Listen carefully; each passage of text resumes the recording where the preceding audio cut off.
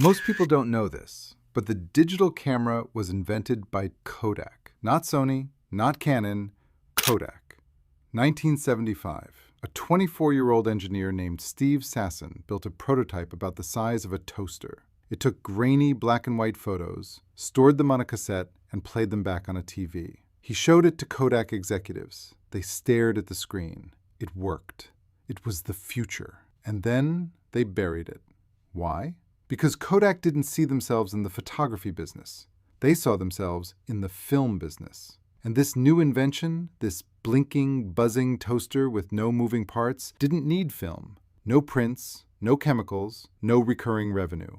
This moment gets told often as a cautionary tale. But what I find more interesting is this. What would they have needed to do differently to survive it? Because inventing something new is hard, but protecting it, keeping it yours, is something else entirely. The second you build something truly new, you don't win. You become visible. You become a target. And now you're in a different game, the game of staying ahead after everyone else can see what you're doing. That requires something more than innovation. It requires what strategy folks sometimes call power. The ability to prevent others from copying you. The real kind of defensibility. But here's the thing. Power doesn't come from the idea. It comes from what you build around it. If Kodak had embraced the digital camera, they would have needed to do more than launch it. They'd have had to rebuild their entire distribution system, train their retailers, educate a generation of customers who were used to glossy prints and photo labs. They'd have had to explain why a memory on a screen was worth more than one in an envelope.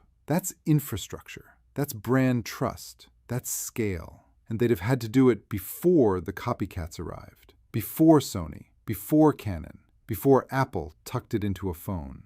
That's what makes all the difference. Facebook wasn't the first social network, but it understood what would make people stay. It launched to college campuses one by one, built exclusivity, created a habit before anyone could match it. Netflix didn't invent streaming, but it moved faster than cable could, and cable couldn't follow, because doing so would have meant cannibalizing their own golden goose. That's a different kind of edge entirely, making your competitors incapable of copying you without hurting themselves. Those are two very different paths, but both are forms of power. Peter Drucker warned us, new knowledge is the least predictable, least reliable source of innovation.